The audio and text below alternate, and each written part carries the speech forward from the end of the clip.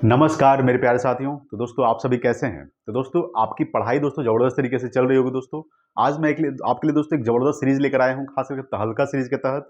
आज हम दोस्तों ज़बरदस्त जीके जीएस के प्रश्नों को डिस्कस करेंगे, ठीक है दोस्तों। और कुछ महत्वपूर्ण तथ्यों को डिस्कस करने वाले हैं इस वीडियो में। वीडियो को पूरा देखिएगा दोस्तों। अगर आप चैनल पर नए हैं तो प्लीज़ सब्सक्राइब कर लीजिएगा। अगर हम बात करते हैं दोस्तों किसका पीडीएफ चाहिए दोस्तों, ठीक है, तो दोस्तों आप टेलीग्राम चैनल ज्वाइन कर लीजिए, गुप्ता जीएस टीचिंग सेंटर, ठीक है दोस्तों। लिंक डिस्क्रिप्शन में मैं डाल दूंगा, वहां से आप ज्वाइन कर सकते हैं, ठीक है दोस्तों। तो दोस्तों आज की क्लास शुरू करते हैं। सबसे पहले दोस्तों आज सबसे पहले हम बात करने वाले हैं, सबसे पहला सवाल देखिएगा। सबसे पहला सवाल है दोस्तों कि अंतर्राष्ट्रीय बालिका दिवस कब मनाया जाता है दोस्तों, याद रखिएगा। तो अंतर्राष्ट्रीय बालिका दिवस दोस्तों याद रखिएगा 13 अक्टूबर को, ठीक है। 13 अक्टूबर को दोस्तों अंतर्राष्ट्रीय बालिका दिवस। राष्ट्रीय बालिका दिवस कब मनाया जाता है दोस्तों, यहाँ सवाल पूछेगा कि राष्ट्रीय बालिका दिवस कब मनाया जाता है, ठीक है। तो दोस्तों राष्ट्रीय बालिका दिवस जो मनाया जाता है, ठीक है, याद रखिएगा राष्ट्रीय बालिका दिवस ये दोस्तों कब मनाया जाता है। तो आपको ध्यान रखना है दोस्तों 24 जनवरी को, ठीक है। 24 जनवरी को दोस्तों राष्ट्रीय बालिका दिवस मनाया जाता है। अंतर्राष्ट्रीय बालिका दिवस 13 अक्टूबर को मनाया जाता है दोस्तों। सवाल पूछेगा कि राष्ट्रीय महिला दिवस कब मनाया जाता है दोस्तों। तो राष्ट्रीय महिला दिवस 13 फरवरी को मनाया जाता है, ठीक है। राष्ट्रीय महिला दिवस दोस्तों कब मनाया जाता है। तो राष्ट्रीय महिला दिवस, ठीक है, याद रखिएगा कि राष्ट्रीय महिला दिवस दोस्तों 13 फरवरी को राष्ट्रीय महिला दिवस मनाया जाता है, ठीक है। महिला दिवस 13 फरवरी को दोस्तों। अगर पूछेगा कि अंतर्राष्ट्रीय महिला दिवस दोस्तों कब मनाया जाता है, तो अंतर्राष्ट्रीय जो महिला दिवस मनाया जाता है, याद रखिएगा अंतर्राष्ट्रीय, ठीक है, महिला दिवस आपको ध्यान रखना है। तो अंतर्राष्ट्रीय महिला दिवस दोस्तों 8 मार्च को मनाया जाता है। 8 मार्च को दोस्तों अंतर्राष्ट्रीय महिला दिवस। राष्ट्रीय महिला दिवस 13 फरवरी, राष्ट्रीय बालिका दिवस दोस्तों 24 जनवरी और अंतर्राष्ट्रीय बालिका दिवस 13 अक्टूबर को मनाया जाता है, ठीक है दोस्तों। चलिए अगला सवाल देखिएगा। अगला सवाल है कि हिंदी को आधिकारिक भाषा के रूप में कब अपनाया गया दोस्तों। तो हिंदी को आधिकारिक भाषा के रूप में कब अपनाया गया है। 14 सितंबर, ठीक है, 14 सितंबर 1949 को, याद रखिएगा 14 सितंबर 1949 को दोस्तों हिंदी को आधिकारिक भाषा के रूप में अपनाया गया दोस्तों। और 14 सितंबर को दोस्तों राष्ट्रीय हिंदी दिवस मनाया जाता है, ठीक है। अब जो हाल फिलहाल में दोस्तों राष्ट्रीय हिंदी दिवस मनाया गया है 14 सितंबर को, ठीक है, ये आपको ध्यान रखना है दोस्तों। पहली बार हिंदी दिवस कब मनाया गया था, याद रखिएगा तो 14 सितंबर 1993 को, याद रखिएगा, ठीक है, सॉरी 1953 को। 14 सितंबर 1953 को दोस्तों पहली बार हिंदी दिवस मनाया गया था। और हर साल दोस्तों 14 सितंबर को राष्ट्रीय हिंदी दिवस मनाया जाता है दोस्तों। पूछेगा कि विश्व हिंदी दिवस कब मनाया जाता है, तो याद रखिए दोस्तों 10 जनवरी को, ठीक है। विश्व हिंदी दिवस, याद रखिएगा दोस्तों कि विश्व हिंदी दिवस कब मनाया जाता है। तो विश्व हिंदी दिवस अगर पूछेगा तो विश्व हिंदी दिवस दोस्तों कब मनाया जाता है, 10 जनवरी को विश्व हिंदी दिवस। और दोस्तों राष्ट्रीय हिंदी दिवस 14 सितंबर को मनाया जाता है, ठीक है, ये आपको ध्यान रखना है। अगला सवाल है दोस्तों 3 नंबर सवाल है कि भारतीय संविधान में समवर्ती सूची की जो अवधारणा है वो किस देश के संविधान से लिया गया है दोस्तों। ये दोस्तों ऑस्ट्रेलिया के संविधान से लिया गया, ठीक है।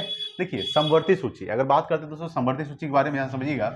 देखिए समवर्ती सूची की जो अवधारणा है दोस्तों कहाँ से लिया गया है, तो दोस्तों ऑस्ट्रेलिया के संविधान से लिया गया है, ठीक है। सवाल पूछेगा दोस्तों कि समवर्ती सूची, ठीक है, याद रखिएगा संघ सूची, राज्य सूची, समवर्ती सूची, ठीक है। संघ सूची दोस्तों अगर बात करें दोस्तों इसमें सिर्फ केंद्र के बारे में बताया गया। संघ सूची में केंद्र के बारे में उल्लेख करेगा। राज्य सूची दोस्तों राज्य के लिए, और समवर्ती सूची दोस्तों दोनों का, केंद्र और राज्य दोनों के बारे में बात करता है, ठीक है। तो संघ सूची, राज्य सूची, समवर्ती सूची तीनों का जो उल्लेख किया गया दोस्तों वो 7वीं अनुसूची में किया गया, ठीक है। संघ सूची, राज्य सूची, समवर्ती सूची का तीनों का जो उल्लेख किया गया है वो 7वीं अनुसूची में किया गया दोस्तों। संघ सूची में कितने विषय होते हैं, तो संघ सूची में दोस्तों 100 विषय होते हैं, ठीक है। राज्य सूची में दोस्तों कितने विषय होते हैं, 61 विषय होते हैं। और समवर्ती सूची में दोस्तों कितने विषय होते हैं, याद रखिएगा तो 52 विषय होते हैं। समवर्ती सूची में विषयों की संख्या कितनी होती है, 52 दोस्तों, ठीक है। अगर बात करें दोस्तों कि संघ सूची में कितने विषय होते हैं दोस्तों, संघ सूची में 100 विषय होते हैं, ठीक है। और राज्य सूची में दोस्तों, तो राज्य सूची में दोस्तों टोटल 61 विषय होते हैं। और तीनों का जो उल्लेख किया गया है, संघ सूची, राज्य सूची, समवर्ती सूची, किसमें उल्लेख किया गया है, तो 7वीं अनुसूची में किया गया। 7वीं अनुसूची में क्या है, केंद्र और राज्यों के बीच शक्ति का बंटवारा, ठीक है। केंद्र और राज्यों के बीच शक्ति का बंटवारा जो है ये खास करके, और ये समवर्ती सूची का जो लिया गया है वो ऑस्ट्रेलिया के संविधान से लिया गया है। अच्छा ऑस्ट्रेलिया एक देश है दोस्तों, ऑस्ट्रेलिया एक देश के साथ साथ महाद्वीप भी है, जिसकी राजधानी क्या होती है ऑस्ट्रेलिया का, तो कैनबरा होता है, याद रखिएगा कैनबरा, ठीक है। कैनबरा दोस्तों ये ऑस्ट्रेलिया की राजधानी होता है, ठीक है, ये आपको ध्यान रखना है। चलिए दोस्तों अगला सवाल देखते हैं। 4 नंबर सवाल देखिए, दिल्ली सल्तनत, ठीक है, काल कब से कब तक माना जाता है दोस्तों। दिल्ली सल्तनत का जो काल माना जाता है वो 1206 ईस्वी से लेकर दोस्तों 1526 ईस्वी तक इसका काल माना जाता है। 1206 से लेकर 1526 ईस्वी तक दिल्ली सल्तनत का काल माना जाता है। आइए इसके बारे में समझते हैं, ठीक है। देखिए दोस्तों अगर हम बात करेंगे दोस्तों दिल्ली सल्तनत का काल, देखिएगा दिल्ली सल्तनत का काल कब से कब तक माना जाता है दोस्तों, तो 1206 ईस्वी से लेकर दोस्तों 1526 ईस्वी तक। देखिए सबसे पहले कौन वंश आया था, तो सबसे पहले दोस्तों गुलाम वंश आया था, ठीक है। गुलाम वंश के संस्थापक कौन थे? कुतुबुद्दीन ऐबक। कुतुबुद्दीन ऐबक जो थे वो गुलाम वंश के संस्थापक थे, ठीक है। अगर बात करते हैं 1206 से लेकर दोस्तों 1290 तक दोस्तों गुलाम वंश ने शासन किया, ठीक है। उसके बाद दोस्तों खिलजी वंश आया था, याद किया। खिलजी वंश की अगर बात करते हैं तो खिलजी वंश कब से कब तक रहा? तो 1290 से लेकर दोस्तों 1320 तक, ठीक है। 1290 से लेकर दोस्तों 1320 ईस्वी तक दोस्तों खिलजी वंश का शासन रहा। उसके बाद दोस्तों तुगलक वंश आया दोस्तों, ठीक है। तुगलक वंश दोस्तों ये कब से कब तक रहा? तो 1320 से लेकर दोस्तों 1413 ईस्वी तक दोस्तों क्या रहा? 1320 ईस्वी से लेकर 1413 ईस्वी तक दोस्तों तुगलक वंश का शासन रहा, ठीक है, दिल्ली सल्तनत पर। उसके बाद दोस्तों सैयद वंश आया था, जिसके संस्थापक कौन थे? खिज्र खां थे। सैयद वंश के संस्थापक कौन थे? खिज्र खां, ठीक है, याद रखिएगा।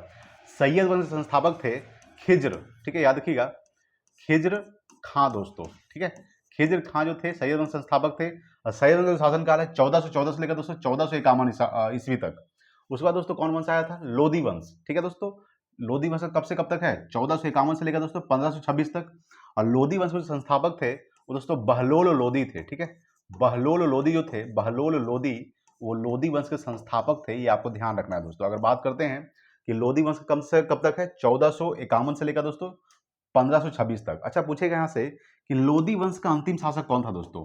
तो लोधी वंश का जो अंतिम शासक था, ये आपको ध्यान रखना है, लोधी वंश का अंतिम शासक, ठीक है। अंतिम शासक कौन था दोस्तों? अंतिम शासक दोस्तों इब्राहिम लोधी था, ठीक है, ये आपको ध्यान रखना है। इब्राहिम लोधी दोस्तों, इब्राहिम, ठीक है, इब्राहिम लोधी जो है ये लोधी वंश का अंतिम शासक था। और दोस्तों पानीपत के प्रथम युद्ध जो हुआ था 1526 में, ये आपको ध्यान रखना है, पानीपत का, ठीक है, पानीपत का प्रथम युद्ध हुआ, कब हुआ था? 1526, ठीक है, ये आपको ध्यान रखना है। किसके किसके बीच हुआ था? ये दोस्तों बाबर और इब्राहिम लोधी के बीच ही हुआ था, ठीक है। पानीपत का जो प्रथम युद्ध हुआ था 1526 में, वो बाबर और इब्राहिम लोधी के बीच हुआ था दोस्तों, बाबर और इब्राहिम लोधी के बीच, ठीक है, और इब्राहिम लोधी दोस्तों, ठीक है, याद रखिएगा। तो ये दोस्तों लोधी जो है, लोधी, इब्राहिम लोधी, ये लोधी वंश का अंतिम शासक है, ठीक है, याद रखिएगा।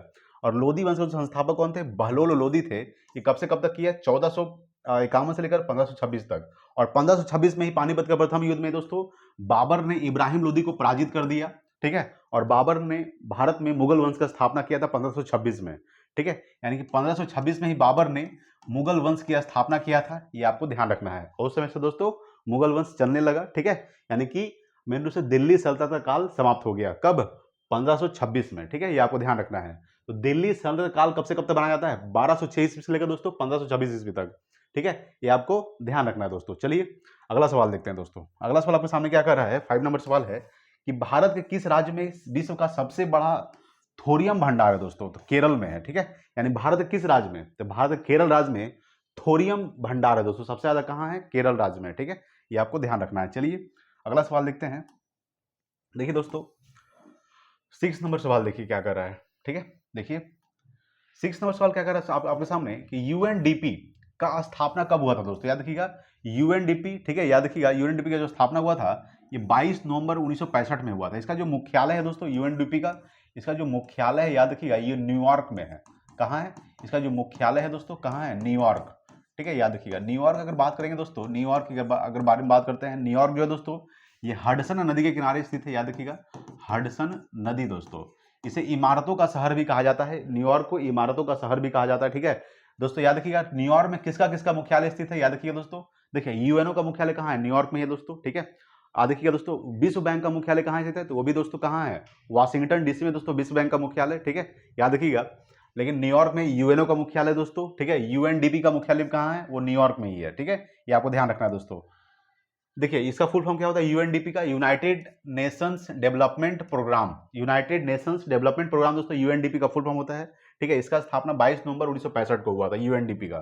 अगला दोस्तों 7 नंबर सवाल है कि मैजी नॉट रेखा किन दो देशों के बीच स्थित है दोस्तों? देखिए मैजी जो नॉट रेखा है दोस्तों ये है फ्रांस और जर्मनी के बीच है, ठीक है।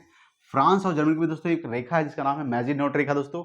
फ्रांस की राजधानी क्या है दोस्तों? याद रखिएगा फ्रांस की राजधानी दोस्तों पेरिस, और पेरिस जो है दोस्तों ये सीन नदी के किनारे स्थित है। कौन सी नदी? सीन नदी दोस्तों, ठीक है, याद रखिएगा। जर्मनी की राजधानी क्या है दोस्तों? बर्लिन, याद रखिएगा, ठीक है, बर्लिन जो है जर्मनी की राजधानी है। और फ्रांस की राजधानी दोस्तों पेरिस। अगर बात करते हैं कि मैकमोहन रेखा दोस्तों किसके बीच है? भारत और चीन के बीच दोस्तों मैकमोहन रेखा है। भारत और पाकिस्तान के बीच दोस्तों रेडक्लिफ रेखा है, ठीक है। अमेरिका और कनाडा के बीच दोस्तों 49 डिग्री समांतर रेखा, ठीक है। 38 डिग्री समांतर रेखा दोस्तों उत्तरी कोरिया और दक्षिणी कोरिया के बीच है, ठीक है, ये आपको ध्यान रखना है दोस्तों। तो कुछ इंपॉर्टेंट पॉइंट्स है, जैसे कि मैजिनॉट रेखा किन दो देशों के बीच स्थित है, फ्रांस और जर्मनी के बीच स्थित है, ठीक है, ये आपको ध्यान रखना है। अगला दोस्तों 8 नंबर सवाल है कि जूते हुए खेत का जो प्रमाण मिला है वो कहां से मिला है दोस्तों, ये कालीबंगा से मिला है दोस्तों। कहां से मिला है, कालीबंगा, दोस्तों हड़प्पा स्थल है, ठीक है। सिंधु घाटी सभ्यता दोस्तों सबसे प्राचीनतम सभ्यता माना जाता है, ठीक है, सिंधु घाटी सभ्यता, जिसको दोस्तों हड़प्पा सभ्यता के नाम से जाना जाता है, सिंधु घाटी सभ्यता को। सिंधु घाटी सभ्यता का जो काल माना जाता है वो 2500 ईसा पूर्व से लेकर दोस्तों 1750 ईसा पूर्व तक सिंधु घाटी सभ्यता का काल माना जाता है, ठीक है, ये आपको ध्यान रखना। अगर बात करेंगे कि जूते हुए खेत का जो प्रमाण मिला है वो कालीबंगा से मिला है। कालीबंगा दोस्तों कहाँ स्थित है, ये दोस्तों राजस्थान में स्थित है। कहाँ स्थित है, राजस्थान में दोस्तों कालीबंगा स्थित है, याद रखिएगा। अगर बात करते हैं दोस्तों कि कालीबंगा जो है ये किस नदी किनारे स्थित है, तो कालीबंगा है दोस्तों ये घग्गर नदी किनारे स्थित है। कौन सी नदी, घग्गर नदी किनारे स्थित है दोस्तों कालीबंगा, ठीक है, ये आपको ध्यान रखना है दोस्तों। चलिए अगला सवाल देखिएगा, 9 नंबर सवाल। 9 नंबर सवाल है कि नोबेल पुरस्कार की शुरुआत कब से हुई है दोस्तों, ये 1901 से हुआ है। 1901 से दोस्तों नोबेल पुरस्कार की शुरुआत हुआ था, ठीक है, अल्फ्रेड नोबेल की याद में दोस्तों, याद रखिएगा, अल्फ्रेड नोबेल की याद में दोस्तों, ठीक है, अल्फ्रेड, याद रखिएगा, अल्फ्रेड नोबेल के याद में दोस्तों नोबेल पुरस्कार दिया जाता है। अगर बात करते हैं कि अल्फ्रेड नोबेल में दोस्तों डायनामाइट का आविष्कार किया था, याद रखिएगा, डायनामाइट दोस्तों, डायनामाइट का आविष्कार किसने किया था, तो अल्फ्रेड नोबेल ने ही किया था, ठीक है। और नोबेल पुरस्कार दोस्तों अल्फ्रेड नोबेल के याद में दिया जाता है। इसका जो शुरुआत हुआ था ये 1901 में हुआ था दोस्तों। और आगे देखते हैं दोस्तों, चलिए इसको दोस्तों आप लोग नोट करते चलिएगा दोस्तों, ठीक है, बहुत इंपॉर्टेंट है। चलिए आगे समझते हैं। देखिए दोस्तों, अगर हम बात करते हैं कि नोबेल पुरस्कार दोस्तों, यहां समझिएगा इसके बारे में, नोबेल पुरस्कार अगर बात करते हैं समझिए, देखिए नोबेल पुरस्कार की बात करते हैं कि यह जो पुरस्कार है 6 क्षेत्रों में दिया जाता है, 6 क्षेत्रों में दिया जाता है दोस्तों, यानी कि नोबेल पुरस्कार 6 क्षेत्रों में दिया जाता है दोस्तों, ठीक है। सबसे पहला कौन सा हो जाएगा, चिकित्सा के क्षेत्र में दोस्तों, भौतिकी के क्षेत्र में, रसायन के क्षेत्र में, साहित्य के क्षेत्र में, अर्थशास्त्र के क्षेत्र में और शांति के क्षेत्र में दोस्तों, ठीक है।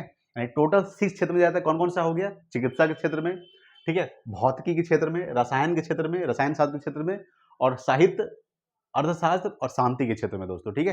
जैसे कि अगर पूछेगा कि साहित्य का जो दिया गया था दोस्तों रविंद्रनाथ टैगोर को नोबेल पुरस्कार 1913 में दिया गया था, तो किस क्षेत्र में दिया गया था, तो साहित्य के क्षेत्र में दिया गया था 1913 में रविंद्रनाथ टैगोर को, ठीक है। तो उसी तरह से दोस्तों बात करेंगे कि शांति का जो नोबेल पुरस्कार दिया जाता है दोस्तों, ये ओस्ले नॉर्वे में दिया जाता है।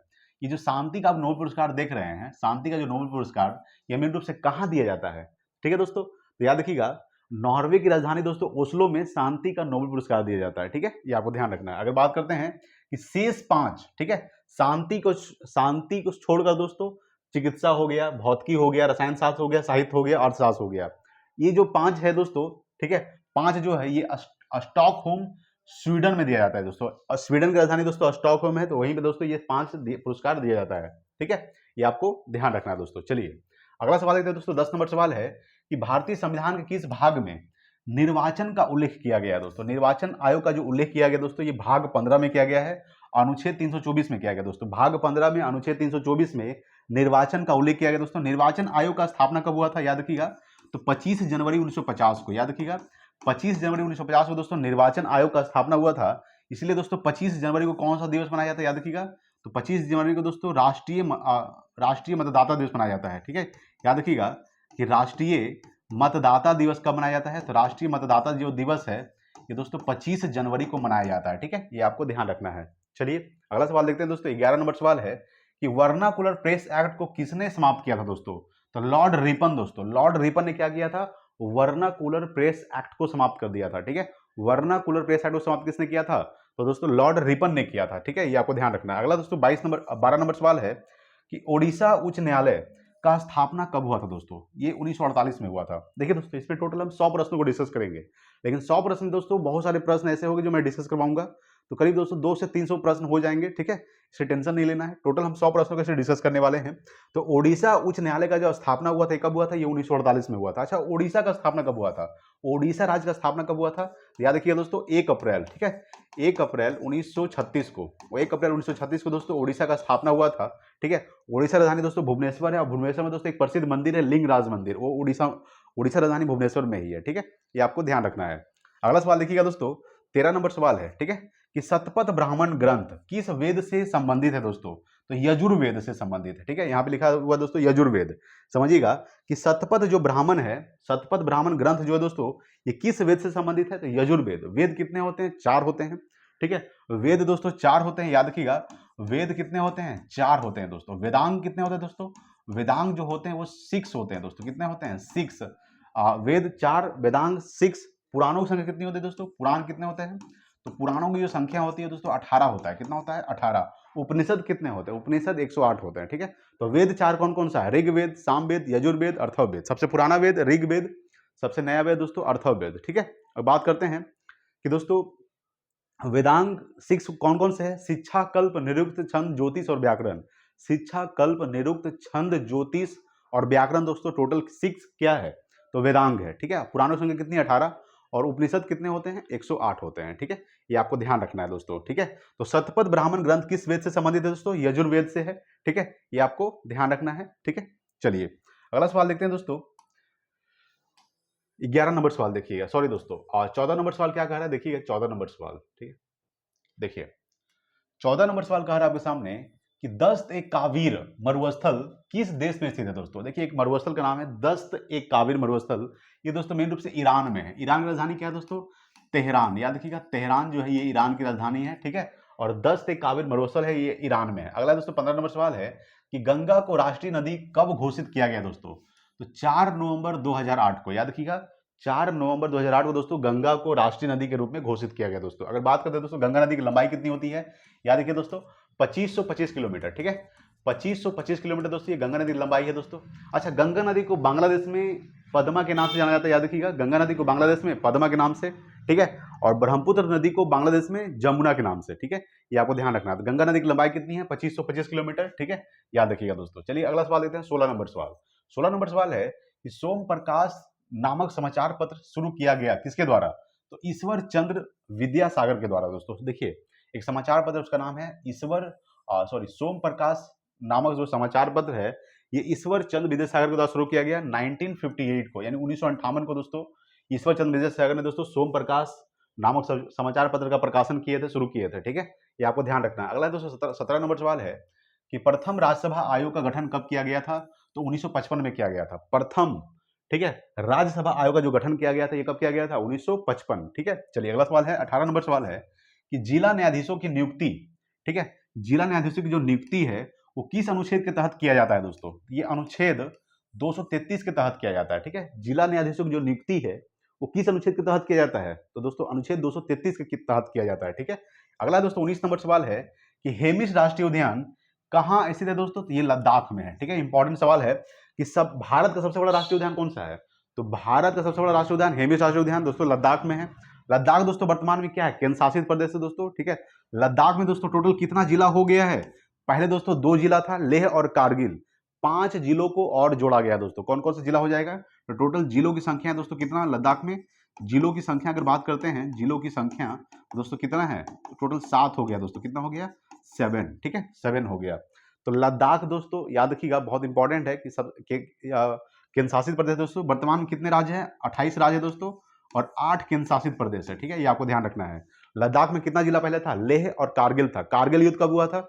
याद रखिएगा 1999 में हुआ था दोस्तों। ठीक है, अगर बात करते हैं कि लद्दाख की राजधानी क्या है? लेह। सबसे कम वर्षा कहाँ होती है? तो दोस्तों लद्दाख के लेह में दोस्तों सबसे कम वर्षा होती है, और सबसे ज्यादा वर्षा कहाँ होती है? मानसीनराम मेघालय में। ठीक है, ये आपको ध्यान रखना है दोस्तों। अगर बात करते हैं कि हेमिस राष्ट्रीय उद्यान कहाँ स्थित है? तो लद्दाख में स्थित है दोस्तों। ठीक है, देखिए दोस्तों अगला कुछ इंपॉर्टेंट उद्यान देखेंगे दोस्तों। चलिए समझते हैं, आइए दोस्तों देखते हैं कुछ इंपॉर्टेंट उद्यान। ठीक है, जैसे बात करेंगे दोस्तों, यहाँ पे सवाल है, देखिए सबसे पहले थोड़ा सा यहाँ बात कर लेते हैं दोस्तों, ये समझिएगा कि इंद्रावती राष्ट्रीय उद्यान दोस्तों, ये इंद्रावती राष्ट्रीय उद्यान, कांगे राष्ट्रीय उद्यान, ठीक है दोस्तों, कहाँ है? ये मेरे रूप से छत्तीसगढ़ में। ठीक है, ये दोनों जो राष्ट्रीय उद्यान है, इंद्रावती राष्ट्रीय उद्यान और कांगे राष्ट्रीय उद्यान, मेरे रूप से कहाँ है दोस्तों? छत्तीसगढ़ में। बहुत इंपॉर्टेंट है, इंद्रावती राष्ट्रीय उद्यान और कांगेर घाटी राष्ट्रीय उद्यान कहाँ है? छत्तीसगढ़। ठीक है, ये आपको ध्यान रखना दोस्तों। छत्तीसगढ़ का स्थापना कब हुआ था दोस्तों? याद रखिएगा, छत्तीसगढ़ राज्य का जो स्थापना हुआ था ये 2000 ईस्वी में हुआ था। कब हुआ था? 2000 ईस्वी में दोस्तों। ठीक है, ये आपको ध्यान रखना है। चलिए दोस्तों अगला, ये मेन रूप से दोस्तों किस राज्य से अलग होकर बना है दोस्तों? तो ये मध्य प्रदेश से अलग होकर बना था छत्तीसगढ़। ठीक है, याद रखिएगा। चलिए अगला सवाल देखते हैं, समझिए। देखिए दोस्तों यहाँ पे समझिएगा, कुछ इंपॉर्टेंट है दोस्तों राष्ट्रीय उद्यान, जैसे कि बनेरघट्टा राष्ट्रीय उद्यान, अंसी राष्ट्रीय उद्यान दोस्तों। ठीक है, बनेरघट्टा राष्ट्रीय उद्यान, अंसी राष्ट्रीय उद्यान, नागरहोल राष्ट्रीय उद्यान, कुद्रेमुख राष्ट्रीय उद्यान और बांदीपुर राष्ट्रीय उद्यान दोस्तों। ठीक है, ये आप 5 राष्ट्रीय उद्यान देख रहे हैं दोस्तों, ये पांचों जो है दोस्तों कहाँ स्थित है, जो पांचों है दोस्तों ये मेन रूप से कहाँ स्थित है, ये दोस्तों कर्नाटक में है, याद रखिएगा। पांचों कहाँ है दोस्तों, कर्नाटक, यानी कि बनेरघट्टा राष्ट्रीय उद्यान दोस्तों, अंसी राष्ट्रीय उद्यान, नागरहोड राष्ट्रीय उद्यान, कुद्रेमुख राष्ट्रीय उद्यान और बांदीपुर राष्ट्रीय उद्यान, पांचों जो राष्ट्रीय उद्यान है ये कहाँ है, कर्नाटक में है। ठीक है, ये आपको ध्यान रखना है। चलिए अगला देखते हैं दोस्तों 20 नंबर सवाल कि हिंदुस्तान रिपब्लिकन एसोसिएशन की स्थापना किसने किया था दोस्तों। तो राम प्रसाद बिस्मिल दोस्तों, चंद्रशेखर आजाद और सचिंद्र नाथ सान्याल दोस्तों। ठीक है, ये 3 व्यक्ति थे, इन्होंने हिंदुस्तान रिपब्लिकन एसोसिएशन की स्थापना किए थे। कब किए थे, तो दोस्तों ये स्थापना किए थे, याद रखिएगा। इसका जो स्थापना हुआ था ये 1924 में हुआ था। कब हुआ था, 1924 में दोस्तों हिंदुस्तान, ठीक है, रिपब्लिकन एसोसिएशन की स्थापना किया गया था दोस्तों। यहाँ पे एक और जोड़ दिया जाएगा दोस्तों कि हिंदुस्तान सोशलिस्ट रिपब्लिकन एसोसिएशन की स्थापना कब किया गया था, ये दोस्तों ये 1928 में किया गया था। यहाँ पे जब सोशलिस्ट जोड़ दिया जाएगा, सोशलिस्ट, ठीक है, हिंदुस्तान सोशलिस्ट रिपब्लिकन एसोसिएशन की स्थापना 1928 में, हिंदुस्तान रिपब्लिकन एसोसिएशन की स्थापना 1924 में, किसके द्वारा, तो राम प्रसाद बिस्मिल दोस्तों, चंद्रशेखर आजाद, ठीक है, और सचिंद्र नाथ सान्याल के द्वारा किया गया था। ठीक है, ये आपको ध्यान रखना है। अगला से 21 नंबर सवाल है कि एडीबी का फुल फॉर्म क्या होता है, एशियन डेवलपमेंट बैंक। एडीबी का full form Asian development bank होता है। तो एडीबी का स्थापना कब हुआ था दोस्तों, तो ये हुआ था 19 दिसंबर, याद रखिए 1966 में हुआ था। अगर बात करते हैं एडीबी का मुख्यालय कहाँ स्थित है दोस्तों, तो याद रखिए दोस्तों मनीला में स्थित है, फिलीपींस की राजधानी मनीला में, फिलीपींस की राजधानी मनीला में दोस्तों एडीबी का मुख्यालय स्थित है। इसका फुल फॉर्म क्या होता है, एशियन डेवलपमेंट बैंक होता है। ठीक है, ये आपको ध्यान रखना है। तो एडीबी का स्थापना कब हुआ था, 19 दिसंबर 1966 में हुआ था।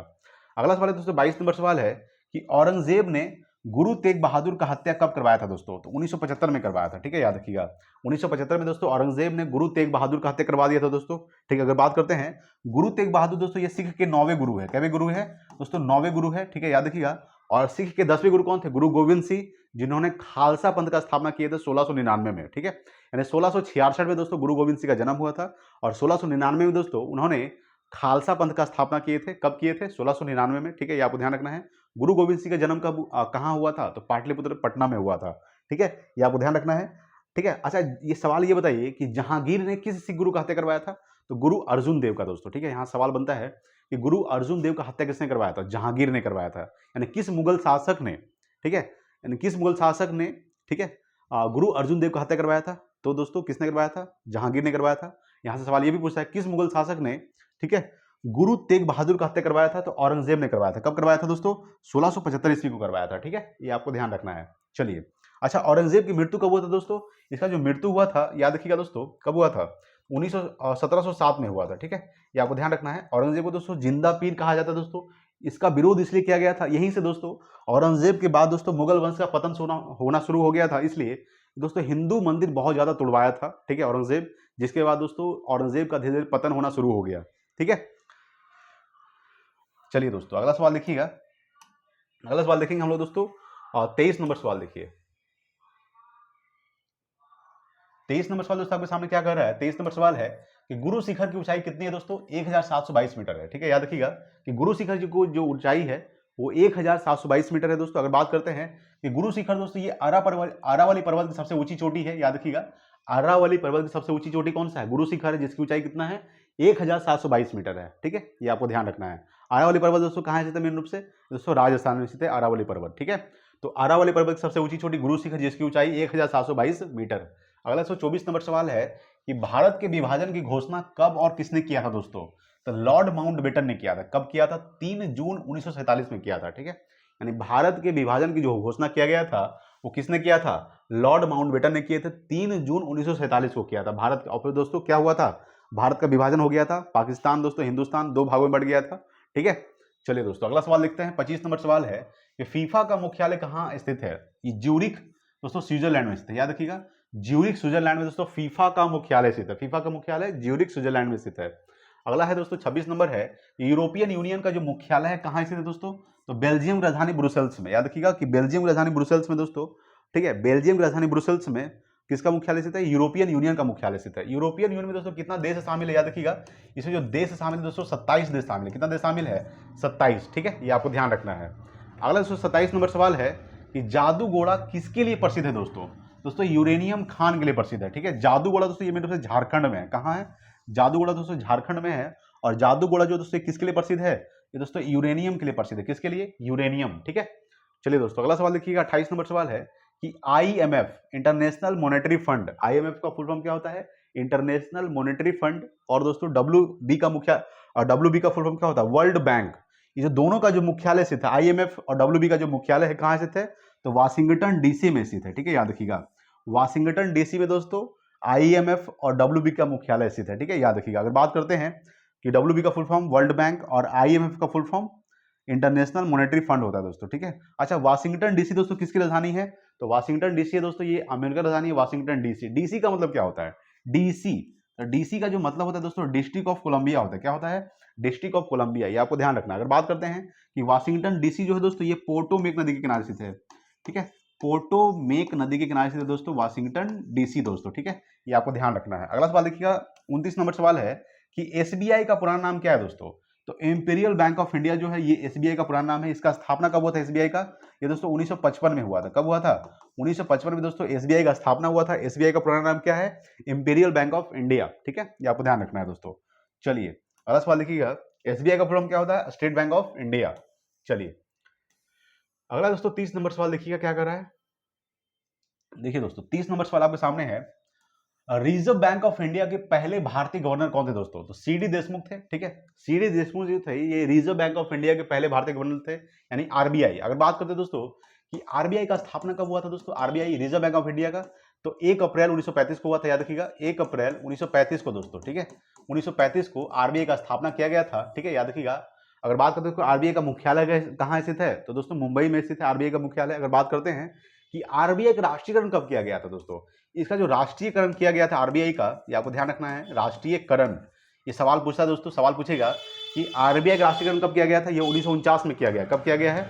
1949 में दोस्तों RBI का राष्ट्रीयकरण किया गया। ठीक है, ये आपको ध्यान रखना है दोस्तों। रिजर्व बैंक के पहले गवर्नर कौन थे दोस्तों? तो ऑसबॉर्न स्मिथ थे। ठीक है, ऑसबॉर्न जो स्मिथ थे ये रिजर्व बैंक के पहले गवर्नर थे। ठीक है, सवाल पूछा है कि रिजर्व बैंक ऑफ इंडिया के पहले भारतीय गवर्नर कौन थे? भारतीय पूछेगा तो CD देशमुख हो जाएगा, और सबसे पहले पूछेगा दोस्तों पहले गवर्नर कौन थे? तो ऑसबॉर्न स्मिथ थे। ठीक है, ये आपको ध्यान रखना है। अगला दोस्तों 31 नंबर सवाल है कि भारत में कितनी शास्त्रीय भाषाएं हैं दोस्तों? तो भारत में टोटल दोस्तों 6 है शास्त्रीय भाषाएं। कौन कौन सी है? तो कन्नड़ दोस्तों, मलयालम, संस्कृत, उड़िया। ठीक है, उड़िया दोस्तों, और तमिल और तेलुगु। टोटल 6 शास्त्रीय भाषाएं हैं दोस्तों। कौन कौन सा है? कन्नड़, मलयालम, संस्कृत, उड़िया, तमिल और तेलुगु जो है टोटल 6 क्या है दोस्तों? ये शास्त्रीय भाषाएं हैं। ठीक है, अगर पूछे दोस्तों 32 नंबर सवाल है कि भारत में शास्त्रीय नृत्य कितनी है दोस्तों? यहाँ डांस पूछ रहा है दोस्तों, यहाँ पे लैंग्वेज पूछ रहा था। ठीक है, अच्छा दोस्तों टोटल संविधान में कितने भाषाओं का उल्लेख किया है दोस्तों? तो याद रखिएगा संविधान में टोटल 22 भाषाओं का उल्लेख किया गया दोस्तों। ठीक है, ये आपको ध्यान रखना है। 22 भाषाओं का जो उल्लेख किया गया है किस अनुसूची में किया गया दोस्तों? तो 8वीं अनुसूची में किया गया है। ठीक है, जो 22 भाषाओं का उल्लेख किया किस अनुसूची में किया गया? 8वीं अनुसूची में, और टोटल 22 भाषाओं का उल्लेख किया गया है संविधान में। ठीक है, यहाँ दोस्तों भारत में शास्त्रीय नृत्य कितनी है दोस्तों? तो टोटल शास्त्रीय नृत्य दोस्तों 8। कौन कौन सा है?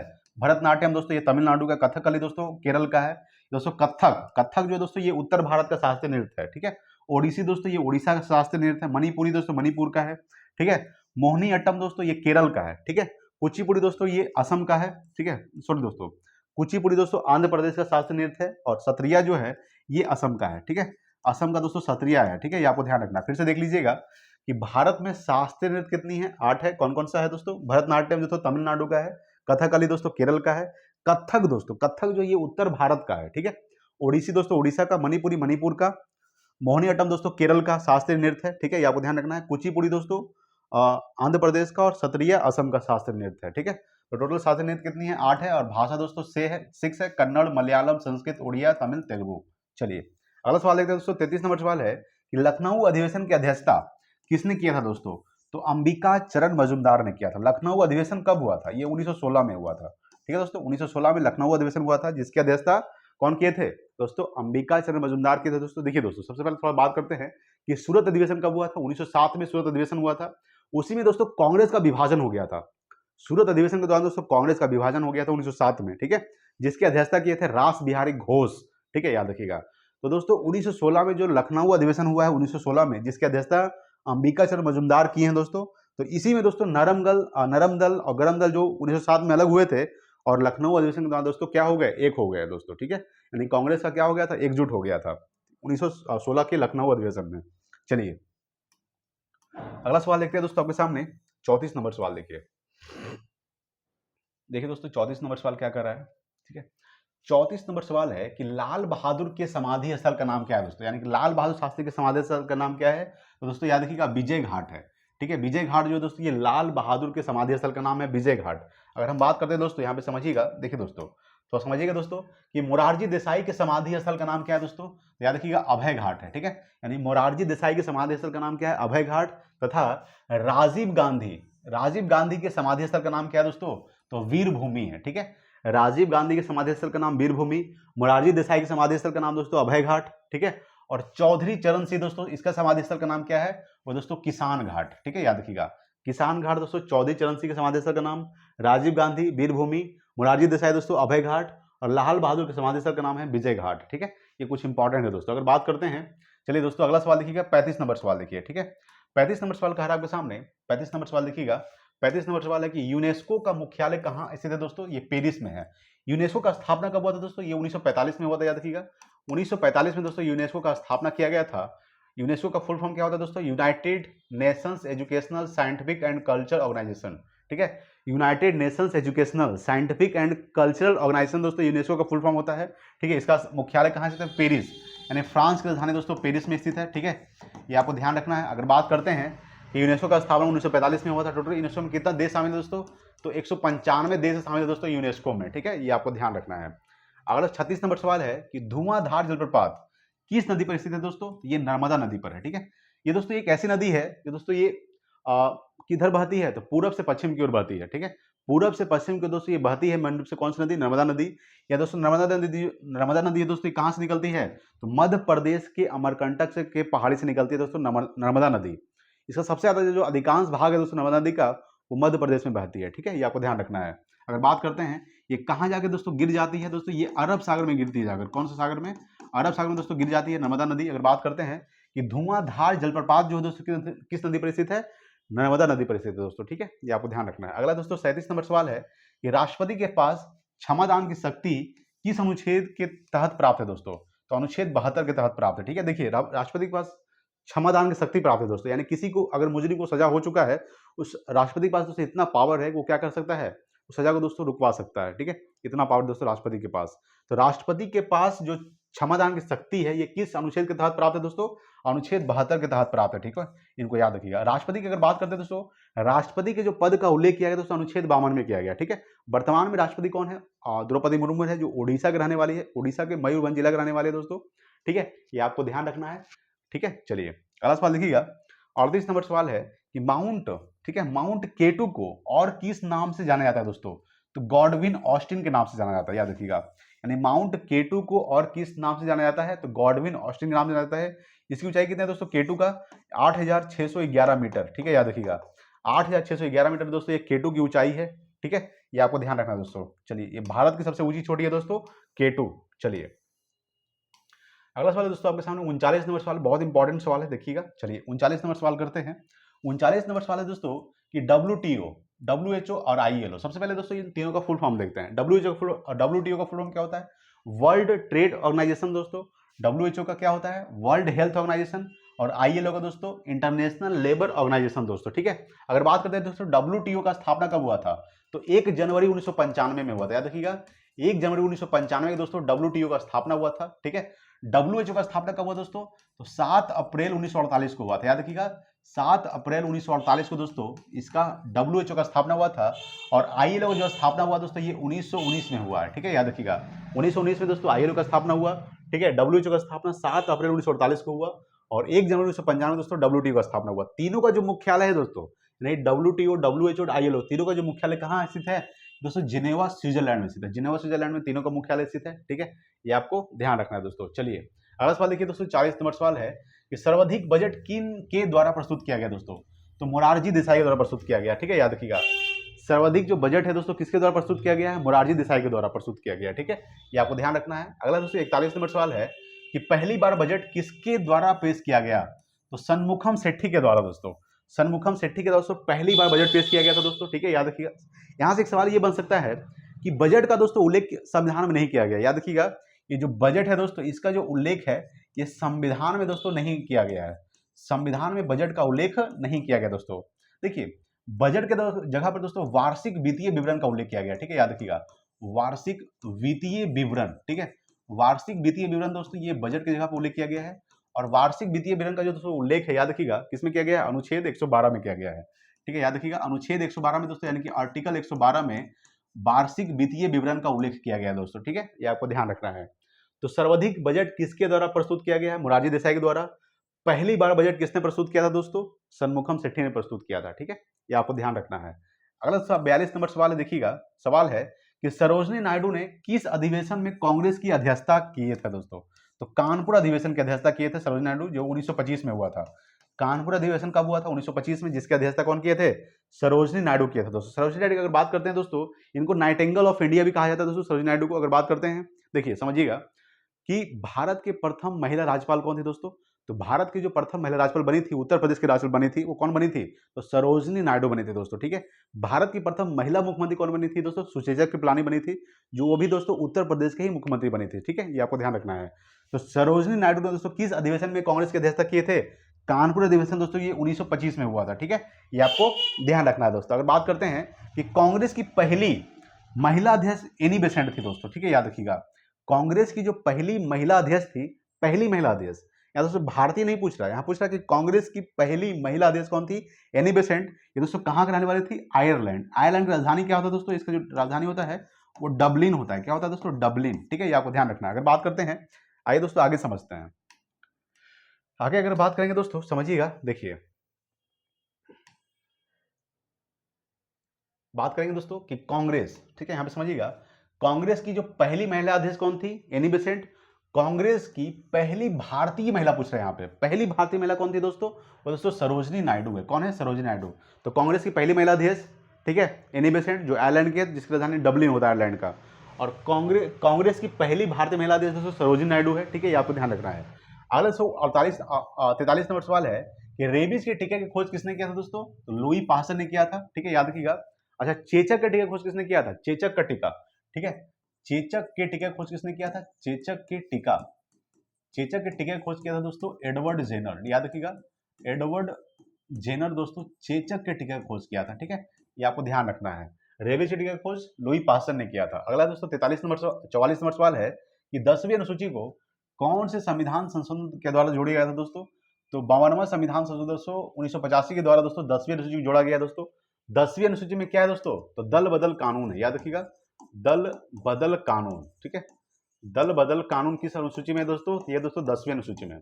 और दल बदल जो कानून दोस्तों ये किसके तहत जोड़ा गया है, तो 52वां संविधान संशोधन 1985 के द्वारा 10वीं अनुसूची को संविधान संशोधन में जोड़ा गया दोस्तों, ठीक है, ये आपको ध्यान रखना है। अगला 45 नंबर सवाल है कि 2011 जनगणना के जनगणना आयुक्त कौन थे दोस्तों, तो चंद्रमौली थे, याद रखिएगा, चंद्रमौली जो थे ये 2011 जनगणना के जनगणना आयुक्त थे दोस्तों। अगर बात करते हैं कि जनगणना दोस्तों ये संघ सूची का विषय है, आपको ध्यान रखना है, जनगणना क्या है दोस्तों, संघ सूची का विषय है। और जनसंख्या दोस्तों ये समवर्ती सूची का विषय है। हम बताए थे कि संघ सूची, राज्य सूची, समवर्ती सूची, तीनों का जो उल्लेख किया गया है 7वीं अनुसूची में किया गया दोस्तों। केंद्र और शक्ति के बीच, केंद्र और राज्यों के बीच शक्ति का बंटवारा दोस्तों 7वीं अनुसूची में उल्लेख किया गया है। संघ सूची में 100 विषय हैं, ठीक है, राज्य सूची में दोस्तों कितने विषय हैं, 61 विषय हैं, और समवर्ती सूची में दोस्तों 52 विषय हैं, ठीक है, ये आपको ध्यान रखना है। तो 2011 जनगणना के जनगणना आयुक्त कौन थे, चंद्रमौली थे। अगला 46 नंबर है कि अंटार्कटिका की सबसे ऊंची पर चोटी का नाम क्या है दोस्तों, तो माउंट विंसन दोस्तों, याद रखिएगा, जिसकी ऊंचाई कितना है 4892 मीटर दोस्तों, 4892 मीटर दोस्तों, ये माउंट विंसन की ऊंचाई है, जो अंटार्कटिका की सबसे ऊंची चोटी है दोस्तों, माउंट विंसन, ठीक है, याद रखिएगा। चलिए अगला सवाल देखिएगा, 47 नंबर सवाल देखिए, देखिए दोस्तों 47 नंबर सवाल कह रहा है आपके सामने। 47 नंबर सवाल है कि 11वीं अनुसूची किस संविधान संशोधन के तहत जोड़ी गई दोस्तों। जो 11वीं अनुसूची है दोस्तों, उसमें दोस्तों पंचायती राज का उल्लेख किया गया दोस्तों, याद रखिएगा, 11वीं अनुसूची में दोस्तों किसका उल्लेख किया गया, पंचायती राज का उल्लेख किया गया दोस्तों। इसका जो है 73वां संविधान संशोधन के तहत जोड़ा गया है, ठीक है। 73वां संविधान संशोधन दोस्तों कब हुआ था, ये 1992 में हुआ था, याद रखिएगा, 1992 दोस्तों 73वां संविधान संशोधन हुआ था, ठीक है। उसी तहत दोस्तों 11वीं अनुसूची को जोड़ा गया है। 11वीं अनुसूची में दोस्तों किसका उल्लेख किया गया दोस्तों, याद रखिएगा, पंचायती राज का उल्लेख किया गया है, ठीक है, पंचायती राज दोस्तों, ठीक है, ये आपको ध्यान रखना है। अगला सवाल देखिएगा, 48 नंबर सवाल है कि ग्राम पंचायत का उल्लेख किस अनुच्छेद में किया गया दोस्तों, तो अनुच्छेद 40 में किया गया, ठीक है, ग्राम पंचायत का उल्लेख अनुच्छेद 40 में किया गया है, ये आपको ध्यान रखना है। अच्छा, ग्राम पंचायत दोस्तों किसी मुखिया बनने के लिए कितना न्यूनतम उम्र होनी चाहिए? 21 वर्ष होनी चाहिए, ठीक है, न्यूनतम उम्र 21 वर्ष होनी चाहिए। अगला है 49 नंबर सवाल है कि सबसे पहले दोस्तों पंचायती राज किस राज्य में लागू किया गया था दोस्तों? तो राजस्थान के नागौर जिला में लागू किया गया था। कब? 2 अक्टूबर 1959 को लागू किया गया था, याद रखिएगा। 2 अक्टूबर 1959 को दोस्तों राजस्थान के नागौर जिला में सबसे पहले पंचायती राज लागू किया गया था, ठीक है, ये आपको ध्यान रखना है दोस्तों। अच्छा, पंचायती राज दिवस कब मनाया जाता है दोस्तों? 24 अप्रैल को, याद रखिएगा। 24 अप्रैल को दोस्तों पंचायती राज दिवस मनाया जाता है, ठीक है, ये आपको ध्यान रखना है दोस्तों। अगला 50 नंबर सवाल है कि 9वीं अनुसूची संविधान में किस संशोधन के तहत जोड़ी गई है दोस्तों? 9वीं अनुसूची, ठीक है, यहाँ पे 9वीं अनुसूची की बात करते हैं दोस्तों। 9वीं अनुसूची में दोस्तों क्या है? ये दोस्तों भूमि सुधार है। क्या है? भूमि सुधार दोस्तों, ठीक है, ये आपको ध्यान रखना। अगर बात करते हैं कि 9वीं अनुसूची संविधान में किस संशोधन के तहत जोड़ी गई, तो पहला संविधान संशोधन दोस्तों ये 1951 में हुआ था, यानी फर्स्ट संविधान संशोधन दोस्तों, फर्स्ट संविधान संशोधन 1951 में जो हुआ था, उसी के तहत दोस्तों 9वीं अनुसूची को जोड़ा गया था, जिसमें दोस्तों भूमि सुधार का उल्लेख किया गया है दोस्तों, ठीक है, ये आपको ध्यान रखना है। 51 नंबर सवाल देखिए दोस्तों क्या कर रहा है, चलिए आगे समझते हैं 51 नंबर सवाल, ठीक है। देखिए दोस्तों 51 नंबर सवाल देखिएगा। 51 नंबर सवाल कह रहा है दोस्तों आपके सामने कि अर्जेंटीना की घास के मैदान को दोस्तों क्या कहा जाता है दोस्तों? ये पंपास कहा जाता है, याद रखिएगा। अर्जेंटीना की घास के मैदान को दोस्तों पंपास कहा जाता है। अर्जेंटीना की राजधानी क्या है दोस्तों? याद रखिएगा, ब्यूनर्स आयर्स, ठीक है, ब्यूनर्स, ठीक है दोस्तों, ब्यूनर्स आयर्स जो है ये दोस्तों अर्जेंटीना की राजधानी है, ठीक है, ये आपको ध्यान रखना है। ब्यूनर्स आयर्स, अर्जेंटीना की घास के मैदान को पंपास कहा जाता है। ऑस्ट्रेलिया के घास के मैदान को दोस्तों डाउन्स कहा जाता है, याद रखिएगा। ऑस्ट्रेलिया की घास के मैदान को दोस्तों क्या कहा जाता है? डाउन्स कहा जाता है, ठीक है, ये आपको ध्यान रखना है। ऑस्ट्रेलिया घास के मैदान को डाउन्स कहा जाता है। दक्षिण अफ्रीका के दोस्तों घास के मैदान को दोस्तों वेल्डस कहा जाता है, ठीक है, दक्षिण अफ्रीका घास के मैदान को वेल्डस। वेनेजुएला के घास के मैदान को दोस्तों लानोस कहा जाता है। ब्राजील के घास के मैदान को दोस्तों सेल्वास कहा जाता है, ठीक है, याद रखिएगा। ब्राजील की राजधानी दोस्तों क्या होता है? ब्राजीलिया होता है, ठीक है, याद रखिएगा। ब्राजीलिया, ब्राजीलिया दोस्तों ये ब्राजील की राजधानी होती है, याद रखिएगा दोस्तों। वेनेजुएला की राजधानी क्या दोस्तों? कराकस, ठीक है, कराकस दोस्तों, ठीक है, याद रखिएगा। कराकस वेनेजुएला की राजधानी दोस्तों, याद रखिएगा। दक्षिण अफ्रीका की 3 राजधानी होती है, कौन कौन सा? ठीक है, याद रखिएगा, ब्लेम फाउंटेन, ठीक है, प्रिटोरिया दोस्तों, ब्लेम फाउंटेन प्रिटोरिया दोस्तों, एक और होता है, ठीक है, ब्लेम फाउंटेन प्रिटोरिया और केप टाउन, ठीक है, ब्लेम फाउंटेन प्रिटोरिया और केप टाउन दोस्तों, ये दक्षिण अफ्रीका की 3 राजधानी होती है, ये आपको ध्यान रखना है। सबका अलग अलग है दोस्तों, जिसमें प्रशासनिक सेवा अलग होता है, ठीक है, सब जगह जो राजधानी सबका काम अलग अलग है दोस्तों, ठीक है, ये आपको ध्यान रखना है। और ऑस्ट्रेलिया राजधानी क्या होता है दोस्तों? कैनबरा होता है, ठीक है, याद रखिएगा। यहाँ से फिर से देख लेते हैं। अर्जेंटीना की घास के मैदान को पंपास कहा जाता है। ऑस्ट्रेलिया की घास के मैदान को दोस्तों डाउन्स कहा जाता है। दक्षिण अफ्रीका घास के मैदान को वेल्डस कहा जाता है। वेनेजुएला के घास के मैदान को लानहाउस कहा जाता है और ब्राजील के घास के मैदान को दोस्तों सेल्वास कहा जाता है, ठीक है, ये आपको ध्यान रखना है। अगला दोस्तों 52 नंबर सवाल है कि लोक लेखा समिति में सदस्यों की संख्या कितनी होती है दोस्तों? तो 22 होता है, याद रखिएगा।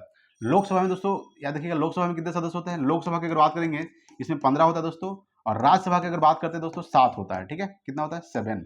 यानी टोटल जो होता है दोस्तों लोक लेखा समिति में सदस्यों की संख्या 22 होता है। लोकसभा में 15 सदस्य होते हैं और राज्यसभा में दोस्तों टोटल 7 सदस्य होते हैं, ठीक है, ये आपको ध्यान रखना है। अगला दोस्तों 53 नंबर सवाल देखिएगा क्या कह रहा है। 53 नंबर सवाल देखेंगे, देखिए दोस्तों 53 नंबर सवाल है कि प्राक्कलन समिति में सदस्यों की संख्या कितनी होती है दोस्तों? तो प्राक्कलन समिति जो सदस्यों की संख्या 30 होती है। टोटल दोस्तों लोकसभा का होता है, ये टोटल जो सदस्य होता है दोस्तों ये टोटल लोकसभा का सदस्य होता है, ठीक है, ये आपको ध्यान रखना है। लोकसभा दोस्तों, ठीक है, लोकसभा याद रखिएगा। बात करेंगे कि प्राक्कलन समिति में दोस्तों सदस्य संख्या कितनी होती है? 30। सबसे बड़ी समिति कौन सी है दोस्तों? भारत की जो सबसे बड़ी समिति है दोस्तों प्राक्कलन समिति, याद रखिएगा। भारत की सबसे बड़ी समिति प्राक्कलन समिति, और प्राक्कलन समिति में जो सदस्यों की संख्या 30 होती है, और 30 जो होती है दोस्तों ये लोकसभा का होता है, ठीक है, और जो लोक लेखा समिति में सदस्यों की संख्या 22 होता है, जिसमें 15 दोस्तों 15 लोकसभा का होता है और 7 राज्यसभा का होता है, ठीक है, ये आपको ध्यान रखना है। अगला दोस्तों 54 नंबर सवाल देखिए। मधुमक्खी पालन क्या कहलाता है दोस्तों? एपीकल्चर कहलाता है, याद रखिएगा। मधुमक्खी पालन दोस्तों एपीकल्चर कहलाता है। चलिए आगे समझते हैं, देखिए मछली पालन दोस्तों, ठीक है, यहाँ पे देखिएगा मधुमक्खी पालन दोस्तों क्या कहलाता है? एपीकल्चर कहलाता है, ठीक है। मछली पालन दोस्तों पीसी कल्चर कहलाता है, याद रखिएगा। रेशम कीट पालन दोस्तों सेरीकल्चर कहलाता है, और अंगूर की खेती दोस्तों विटीकल्चर, ठीक है, और सब्जियों की खेती दोस्तों ओलेरीकल्चर कहलाता है। बहुत इंपॉर्टेंट है दोस्तों, ये जो पॉइंट आप देख रहे हैं बहुत इंपॉर्टेंट है। मधुमक्खी पालन एपीकल्चर, मछली पालन दोस्तों पीसी कल्चर, रेशम कीट पालन दोस्तों सेरीकल्चर, अंगूर की खेती विटीकल्चर, और सब्जियों की खेती दोस्तों ओलेरीकल्चर, ठीक है, ये आपको ध्यान रखना है दोस्तों। चलिए अगला सवाल देखेंगे हम लोग। 55 नंबर सवाल देखिए, देखिए दोस्तों 55 नंबर सवाल देखिएगा। 55 नंबर सवाल है दोस्तों आपके सामने कि नाबार्ड बैंक का स्थापना कब हुआ था दोस्तों। ये 12 जुलाई 1982 को हुआ था। ठीक है, नाबार्ड बैंक का जो स्थापना हुआ था ये 12 जुलाई 1982 को नाबार्ड बैंक का स्थापना हुआ था। ठीक है, ये आपको ध्यान रखना है। अगला 56 नंबर सवाल है कि विश्व की सबसे बड़ी गेहूं की मंडी विनिपेग है दोस्तों। ठीक है, यहां सवाल ये भी पूछेगा कि विश्व की सबसे बड़ी गेहूं की मंडी का नाम क्या है दोस्तों, विनिपेग है। तो विनिपेग जो है किस देश में स्थित है दोस्तों, ये कनाडा में है। कहां है, कनाडा। दोस्तों कनाडा की राजधानी क्या होता है, ओटावा होता है। क्या होता है, ओटावा दोस्तों। ठीक है, ये आपको ध्यान रखना है। अगला 57 नंबर सवाल है कि सिडबी बैंक का मुख्यालय कहां स्थित है दोस्तों, ये लखनऊ में है। सिडबी बैंक का मुख्यालय कहां है, लखनऊ। दोस्तों लखनऊ जो है ये गोमती नदी के किनारे स्थित है, गोमती नदी। ठीक है, याद रखिएगा, गोमती नदी के किनारे स्थित दोस्तों लखनऊ। ठीक है, ये आपको ध्यान रखना है। लखनऊ दोस्तों किसकी राजधानी है, उत्तर प्रदेश की राजधानी दोस्तों लखनऊ है। और सिडबी बैंक का जो मुख्यालय है वो दोस्तों लखनऊ में स्थित है। अगला 58 नंबर सवाल है कि नोबेल पुरस्कार किस दिन दिए जाते हैं दोस्तों, ये दोस्तों 10 दिसंबर को दिए जाते हैं। ठीक है, याद रखिएगा, नोबेल पुरस्कार 6 क्षेत्रों में दिया जाता है दोस्तों। नोबेल पुरस्कार की शुरुआत कब से हुआ था दोस्तों, ये 1901 से हुआ था। अल्फ्रेड नोबेल के याद में दोस्तों नोबेल पुरस्कार दिया जाता है। अल्फ्रेड नोबेल ने डायनामाइट का भी आविष्कार किए थे दोस्तों। ठीक है, और नोबेल पुरस्कार जो दिया जाता है दोस्तों ये 10 दिसंबर को वितरित किया जाता है दोस्तों। अच्छा, 10 दिसंबर दोस्तों एक दिवस मनाया जाता है, उसका नाम क्या है, मानवाधिकार दिवस। याद रखिएगा, ठीक है दोस्तों, मानवाधिकार दिवस दोस्तों कब मनाया जाता है, ये 10 दिसंबर को मनाया जाता है दोस्तों, मानवाधिकार दिवस। ठीक है, ये आपको ध्यान रखना है दोस्तों। चलिए अगला है 59 नंबर सवाल है कि भारतीय निर्वाचन आयोग की स्थापना कब हुआ था दोस्तों, तो 25 जनवरी 1950 को हुआ था। बताए थे दोस्तों कि भारतीय निर्वाचन आयोग का जो स्थापना हुआ था 25 जनवरी 1950 को हुआ था। इसलिए दोस्तों 25 जनवरी को दोस्तों राष्ट्रीय मतदाता दिवस मनाया जाता है। ठीक है, राष्ट्रीय मतदाता दिवस दोस्तों कब मनाया जाता है, राष्ट्रीय मतदाता दिवस दोस्तों ये मनाया जाता है दोस्तों 25 जनवरी को मनाया जाता है। ठीक है, ये आपको ध्यान रखना है। अगला दोस्तों 60 नंबर सवाल है कि पहला ज्ञानपीठ पुरस्कार किसे प्रदान किया गया दोस्तों, तो जीएस कुरु को प्रदान किया गया दोस्तों भाषा मलयालम के लिए। ठीक है, यानी पहला जो ज्ञानपीठ पुरस्कार जो प्रदान किया गया था वो जीएस कुरु को प्रदान किया गया था। किस भाषा के लिए दोस्तों, तो भाषा मलयालम। दोस्तों मलयालम किसकी भाषा दोस्तों, किस राज्य का है, केरल का है दोस्तों। ठीक है, ये आपको ध्यान रखना है। चलिए अगला सवाल लिखिएगा दोस्तों आपके सामने। अगला सवाल है दोस्तों 61 नंबर सवाल क्या कह रहा है, देखिए दोस्तों 61 नंबर सवाल क्या कर रहा है। ठीक है, 61 नंबर सवाल आपके सामने है, भारत के पहले मुख्य चुनाव आयुक्त कौन थे दोस्तों, सुकुमार सेन जो थे ये भारत के पहले मुख्य चुनाव आयुक्त थे। ठीक है, ये आपको ध्यान रखना है। अगला दोस्तों 62 नंबर है कि मृत कोशिका खोज किसने किया था दोस्तों, तो रॉबर्ट हुक ने किया था 1665 में। ठीक है, रॉबर्ट हुक दोस्तों 1665 में मृत कोशिका खोज किए थे। ठीक है, यहां से सवाल पूछेगा कि जीवित कोशिका खोज किसने किया था, फिर तो इसे लुवेन हॉक ने किया था 1674 ईस्वी में। ठीक है, याद रखिएगा, जीवित कोशिका खोज रॉबर्ट हुक ने किए थे। ठीक है, 1665 ईस्वी में। सॉरी दोस्तों, मृत कोशिका खोज किए थे रॉबर्ट हुक ने 1665 में, और जीवित कोशिका खोज किए थे लुवेन हॉक 1674 ईस्वी में किए थे। ठीक है, याद रखिएगा। अच्छा, कोशिका का अध्ययन क्या कहलाता है दोस्तों, तो कोशिका का जो अध्ययन है, याद रखिएगा, कोशिका का जो दोस्तों अध्ययन है, कोशिका का अध्ययन, ठीक है, ये आपको ध्यान रखना है। कोशिका का जो अध्ययन है साइटोलॉजी कहलाता है, याद रखिएगा, साइटोलॉजी दोस्तों। ठीक है, ये आपको ध्यान रखना है, साइटोलॉजी दोस्तों कोशिका का अध्ययन कहलाता है। ठीक है, कवक का अध्ययन दोस्तों माइकोलॉजी कहलाता है, शैवाल का अध्ययन दोस्तों फाइकोलॉजी कहलाता है। ठीक है, ये आपको ध्यान रखना है। तो जीवित कोशिका खोज किसने किया था, लुवेन हॉक ने किया था 1674 में। ठीक है, अगला 63 नंबर सवाल है कि कोशिका का सबसे छोटा अंग क्या होता है दोस्तों, राइबोसोम होता है। ठीक है, याद रखिएगा, कोशिका का जो सबसे छोटा अंग होता है वो दोस्तों राइबोसोम होता है। ठीक है, और प्रोटीन की फैक्ट्री दोस्तों किसे कहा जाता है, तो राइबोसोम को दोस्तों प्रोटीन की फैक्ट्री कहा जाता है। ठीक है, ये आपको ध्यान रखना है। अगला देखिए 64 नंबर सवाल देखिएगा। ठीक है, power house of the cell किसे कहा जाता है दोस्तों, तो माइटोकॉन्ड्रिया को, याद रखिएगा, माइटोकॉन्ड्रिया को दोस्तों power house of the cell कहा जाता है दोस्तों। ठीक है, माइटोकॉन्ड्रिया दोस्तों मेन रूप से एटीपी होता है। क्या होता है, एटीपी, एडोसिन ट्राइफॉस्फेट। क्या होता है दोस्तों, एटीपी, एडोसिन ट्राइफॉस्फेट दोस्तों एटीपी होता है। ठीक है, तो power house of the cell किसे कहा जाता है, माइटोकॉन्ड्रिया को कहा जाता है। ठीक है, एटीपी का फुल फॉर्म याद रखिए दोस्तों, ट्राइफॉस्फेट। ठीक है, एडोसिन ट्राइफॉस्फेट। ठीक है, याद रखिएगा। अगला सवाल देखिए दोस्तों 65 नंबर सवाल देखिएगा। 65 नंबर सवाल है कि बंगाल का पहला गवर्नर कौन था दोस्तों, बंगाल का पहला जो गवर्नर था वो दोस्तों लॉर्ड क्लाइव था। कौन था, लॉर्ड क्लाइव जो था ये बंगाल का पहला गवर्नर था दोस्तों। बंगाल का पहला गवर्नर जनरल कौन था दोस्तों, तो वारेन हेस्टिंग। ठीक है, सवाल देखिएगा, थोड़ा सा सवाल चेंज होगा। सवाल ये है कि बंगाल का पहला गवर्नर कौन था, लॉर्ड क्लाइव। बंगाल का पहला गवर्नर जनरल कौन था, वारेन हेस्टिंग। ठीक है, आगे बात करेंगे, देखिए आगे हम लोग डिस्कस करेंगे दोस्तों, समझिए, देखिए बात करेंगे, समझिए दोस्तों। यहाँ पे बंगाल का पहला गवर्नर जनरल लॉर्ड क्लाइव। ठीक है, बंगाल का पहला गवर्नर लॉर्ड क्लाइव, बंगाल का पहला गवर्नर जनरल दोस्तों वारेन हेस्टिंग। ठीक है, उसके बाद दोस्तों भारत का पहला गवर्नर जनरल कौन था, तो लॉर्ड विलियम बेटिंग था दोस्तों। ठीक है, याद रखिएगा। और भारत का पहला वायसराय कौन था, तो लॉर्ड कैनिंग था। ठीक है, और लॉर्ड कैनिंग के शासन काल में दोस्तों 1857 की क्रांति हुआ था। ठीक है, ये आपको ध्यान रखना है कि 1857 में जो क्रांति हुआ था किसके शासनकाल में हुआ था? लॉर्ड कैनिंग के शासनकाल में हुआ था। ठीक है, लॉर्ड विलियम बेटिंग दोस्तों इसके बारे में बात करते हैं। तो राजा राम मोहन राय दोस्तों और लॉर्ड विलियम बेटिंग के सहयोग से 1829 में, कब? 1829 में राजा राम दोस्तों मोहन राय, ठीक है, राजा राम दोस्तों मोहन राय के सहयोग से ही 1829 को, ठीक है, 1829 में दोस्तों सती प्रथा को अंत कर दिया गया था। राजा राम मोहन राय और लॉर्ड विलियम बेटिंग के सहयोग से 1829 में सती प्रथा को प्रतिबंध कर दिया गया था दोस्तों। ठीक है, ये आपको ध्यान रखना है। राजा राम मोहन राय को दोस्तों राजा की उपाधि किसने दिया था? राजा राम मोहन राय को राजा की उपाधि अकबर द्वितीय ने दिया था। किसने दिया था? अकबर द्वितीय दोस्तों। ठीक है, याद रखिएगा, अकबर द्वितीय ने राजा राम मोहन राय को राजा की उपाधि दिया था दोस्तों। राजा राम मोहन राय दोस्तों 1828 में दोस्तों ब्राह्म समाज का स्थापना किए थे। याद रखिएगा, ब्राह्म समाज का स्थापना दोस्तों, यानी कि ब्राह्म समाज। ठीक है, ब्राह्म समाज की जो स्थापना किए थे राजा राम मोहन राय 1828 में किए थे। ये आपको ध्यान रखना है दोस्तों। ठीक है, चलिए अगला सवाल देखिएगा दोस्तों क्या कह रहा है। देखिए दोस्तों 66 नंबर सवाल देखेंगे, बहुत इंपॉर्टेंट सवाल है दोस्तों, 66 नंबर सवाल। ठीक है, देखिए 66 नंबर सवाल कह रहा है आपके सामने, कराची अधिवेशन कब हुआ था दोस्तों? ये 1931 में हुआ था। इसकी अध्यक्षता कौन किया था दोस्तों? कराची अधिवेशन की अध्यक्षता तो सरदार वल्लभ भाई पटेल किए थे। याद रखिएगा, सरदार वल्लभ भाई पटेल को दोस्तों लौह पुरुष के नाम से भी जाना जाता है। तो सरदार वल्लभ भाई पटेल जो किए थे ये कराची अधिवेशन की अध्यक्षता जो 1931 में हुआ था। अच्छा, 1929 में कौन सा अधिवेशन हुआ था? तो 1929 में दोस्तों लाहौर अधिवेशन हुआ था, जिसकी अध्यक्षता दोस्तों जवाहरलाल नेहरू ने किए थे। ठीक है, ये आपको ध्यान रखना है। अगला 167 नंबर सवाल है कि राज्यपाल के लिए अध्यादेश की शक्ति संविधान के किस अनुच्छेद में वर्णित है दोस्तों? तो अनुच्छेद 213 में वर्णित है। याद रखिएगा, राज्यपाल के लिए अध्यादेश की जो शक्ति है वो संविधान के किस अनुच्छेद में वर्णित है? अनुच्छेद 213 में है। अगला 68 नंबर सवाल है कि अंडमान निकोबार में पाई जाने वाले जनजाति कौन कौन से दोस्तों? सैम्पेन, निकालो, ओंग और जारवा। ये जो चारों जनजाति है दोस्तों, सैम्पेन, निकालो, ओंग और जारवा जो है, ये चारों जो जनजाति में से अंडमान निकोबार द्वीप समूह में पाया जाता है दोस्तों। अंडमान निकोबार क्या है दोस्तों? केंद्र शासित प्रदेश है। ठीक है, जिसकी राजधानी क्या होता है दोस्तों? पोर्ट ब्लेयर होता है। पोर्ट ब्लेयर का दोस्तों नाम चेंज कर दिया गया, श्री विजयपुरम कर दिया गया दोस्तों। श्री विजयपुरम दोस्तों पोर्ट ब्लेयर का नाम चेंज कर दिया गया है। ठीक है, तो अंडमान निकोबार की राजधानी क्या है? पोर्ट ब्लेयर, जिसका नाम चेंज करके श्री विजयपुरम कर दिया गया है दोस्तों। ठीक है, तो अंडमान निकोबार कौन कौन जनजाति पाई जाती है? सैम्पेन, निकालो, ओंग और जारवा। ठीक है, ये आपको ध्यान रखना है। अगला 69 नंबर सवाल है कि वेल्थ इन नेशन पुस्तक के लेखक कौन है दोस्तों? तो एडम स्मिथ दोस्तों। अर्थशास्त्र के जनक कौन है?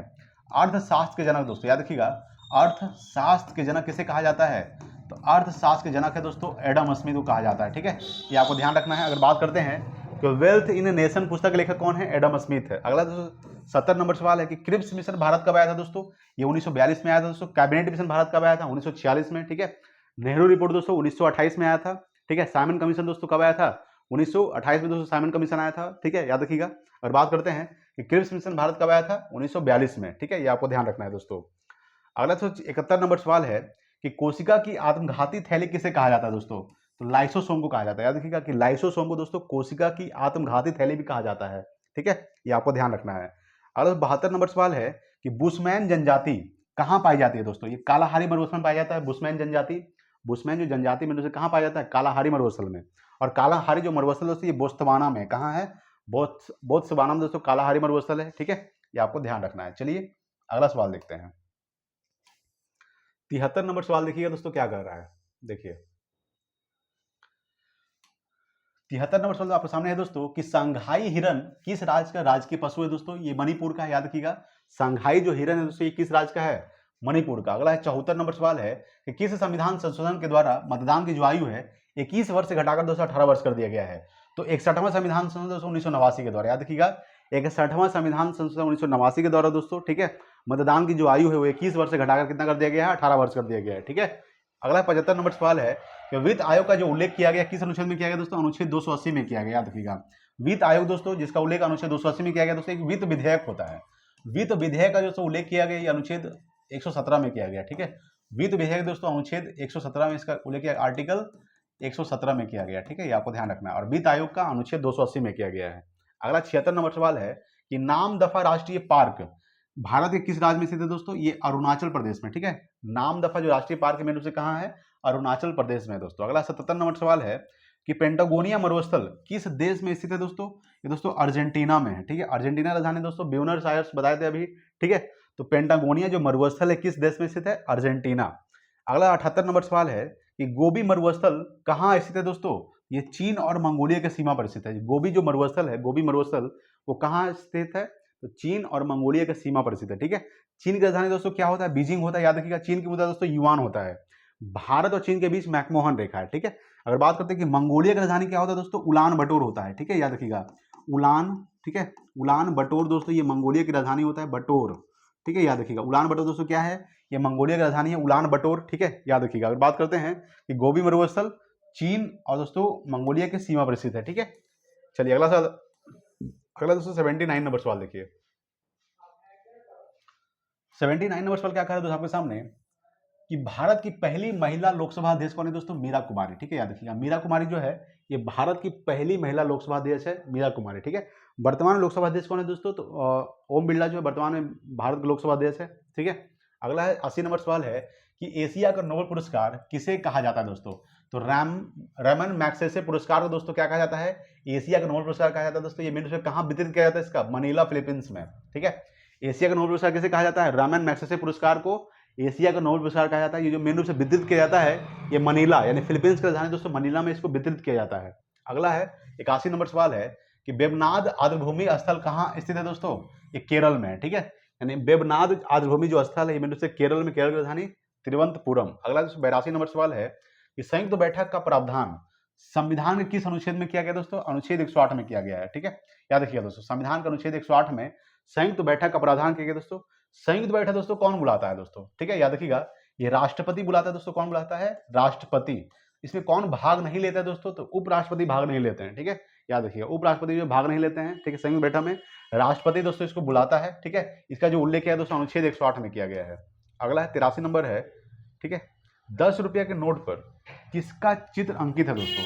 ये कोणार्क के सूर्य मंदिर का है। ठीक है, यानी 10 रुपये के नोट पर दोस्तों किसका चित्र अंकित किया गया है? तो कोणार्क के सूर्य मंदिर का दोस्तों कोणार्क के सूर्य मंदिर का जो चित्र अंकित किया गया है ये 10 रुपये के नोट पर किया गया है दोस्तों। ठीक है, अच्छा, कोणार्क का सूर्य मंदिर दोस्तों किसे कहाँ स्थित है दोस्तों? ओडिशा में स्थित है। ठीक है, ओडिशा में स्थित है। ठीक है, कोणार्क का सूर्य मंदिर जिसे ब्लैक पैगोडा के नाम से भी जाना जाता है। ठीक है, ये आपको ध्यान रखना है। अगला दोस्तों 20 रुपये का नोट अगर बात करते हैं, 20 रुपये का नोट पर किसका उल्लेख किया गया दोस्तों? यानी एलोरा की जो गुफा है। ठीक है, ये कहाँ स्थित है? तो दोस्तों औरंगाबाद, याद रखिएगा, औरंगाबाद महाराष्ट्र में। ठीक है, औरंगाबाद।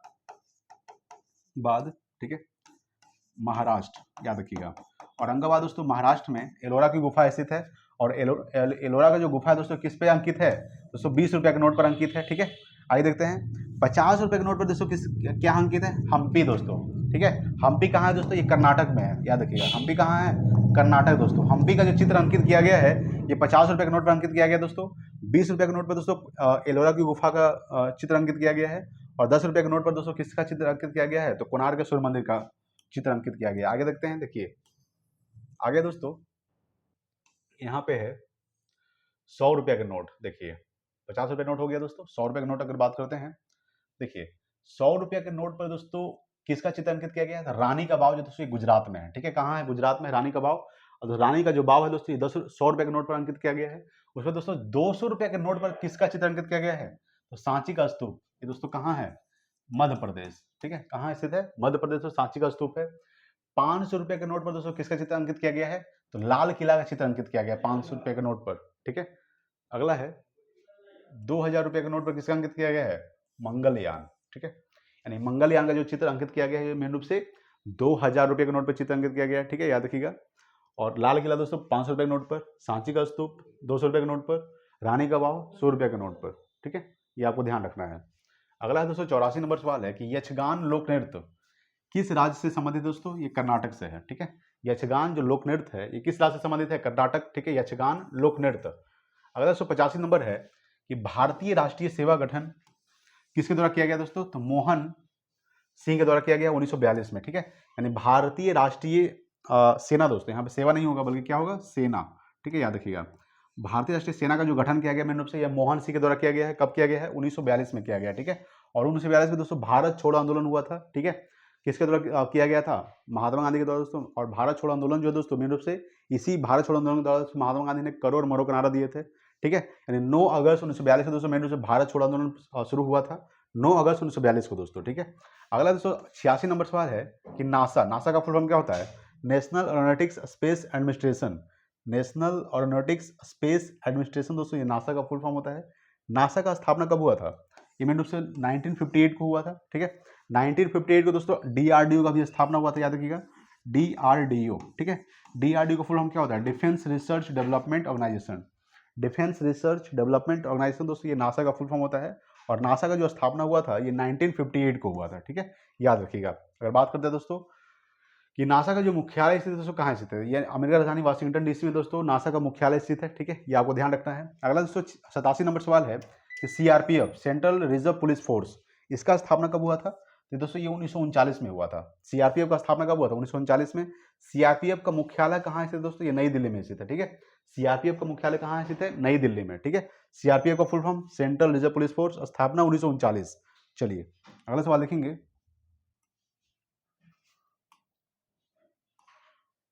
देखिए दोस्तों 88 नंबर सवाल देखिए। 88 नंबर सवाल कर आपके सामने कि रेगुलेटिंग एक्ट कब पारित किया गया दोस्तों? 1773 में पारित किया गया था, ठीक है। रेगुलेटिंग एक्ट जो पारित किया गया था कब किया गया था? 1773। चलिए देखेंगे 89 नंबर सवाल देखिए। देखिए दोस्तों 89 नंबर सवाल है कि विश्व उपभोक्ता अधिकार दिवस कब मनाया जाता है दोस्तों? तो 15 मार्च को मनाया जाता है, ठीक है। 15 मार्च को दोस्तों विश्व उपभोक्ता अधिकार दिवस मनाया जाता है, ठीक है। अगर कि राष्ट्रीय उपभोक्ता दिवस दोस्तों 24 दिसंबर को मनाया जाता है, ठीक है।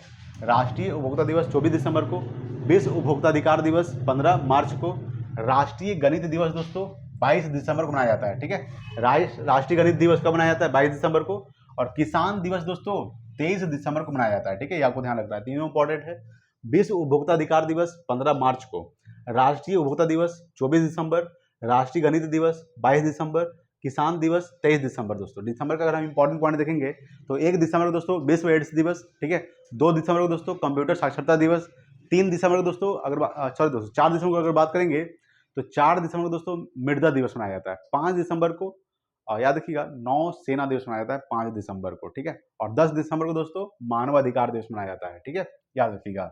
अगला 90 नंबर सवाल है कि नियंत्रक महालेखा परीक्षक का उल्लेख किस अनुच्छेद में किया गया है दोस्तों, ठीक है। यहाँ पे का नहीं होगा दोस्तों, नियंत्रक महालेखा परीक्षक का जो उल्लेख किया गया है अनुच्छेद 148 में किया गया, ठीक है, याद रखिएगा। अनुच्छेद 148 में नियंत्रक एवं महालेखा परीक्षक का उल्लेख किया गया दोस्तों। अगर बात करते हैं कि नियंत्रक महालेखा परीक्षक यानी सीएजी, क्या बोलते हैं दोस्तों? CAG CAG, controller and auditor general, इसका जो उल्लेख किया गया अनुच्छेद 148 में किया गया है। वर्तमान में कैग कौन है दोस्तों? गिरीश चंद्र मुर्मू। कौन है?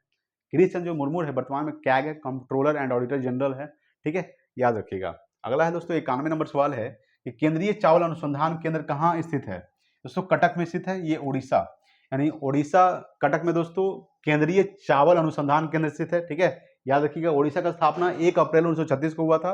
उड़ीसा राजधानी दोस्तों भुवनेश्वर में है। चिल्का झील दोस्तों, जो खारे पानी सबसे बड़ी झील है चिल्का झील, वो भी दोस्तों उड़ीसा में है, ठीक है, ये आपको ध्यान रखना है। अगला 92 नंबर सवाल है कि अंतर्राष्ट्रीय चावल अनुसंधान केंद्र कहाँ स्थित है दोस्तों? मनीला, यानी फिलीपींस की राजधानी दोस्तों मनीला में अंतर्राष्ट्रीय चावल अनुसंधान केंद्र स्थित है, मनीला, ठीक है, ये आपको ध्यान रखना है दोस्तों। चलिए अगला सवाल देखेंगे 93 नंबर सवाल देखिए दोस्तों, ठीक है। देखिए 93 नंबर सवाल कह रहा है आपके सामने कि एचडीएफसी बैंक का स्थापना कब हुआ था दोस्तों? ये 1994 में हुआ था, याद रखिएगा। 1994 में दोस्तों एचडीएफसी बैंक का स्थापना हुआ था 1994 में। अगला 94 नंबर सवाल है कि लाल सागर और हिंद महासागर को कौन जोड़ता है दोस्तों?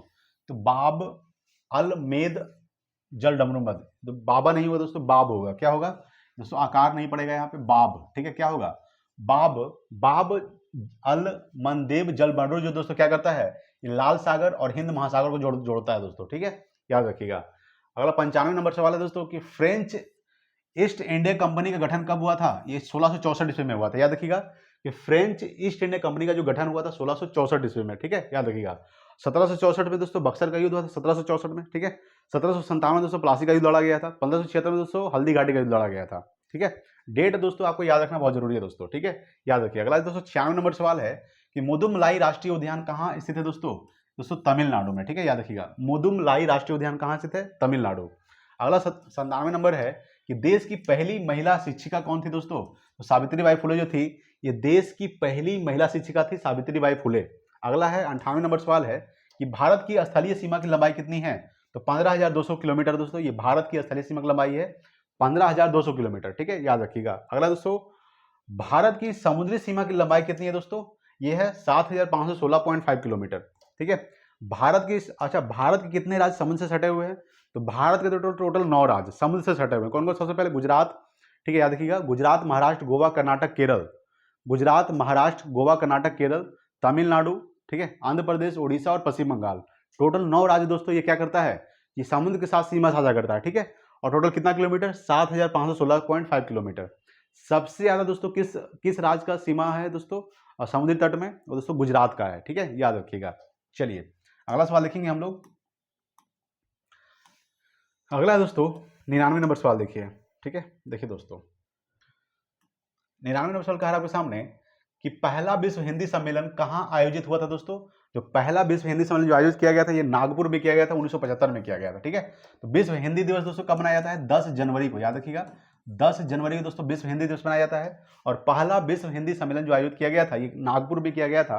और नागपुर दोस्तों कहाँ पड़ता है? महाराष्ट्र में, और 1975 में किया गया था, ठीक है, ये आपको ध्यान रखना। अगला दोस्तों 100 नंबर सवाल है कि ज्योतिबा फुले की पुस्तक का नाम क्या है दोस्तों? तो गुलामगिरी, ठीक है, याद रखिएगा, गुलामगिरी दोस्तों ज्योतिबा बाई फुले की पुस्तक का नाम है गुलामगिरी।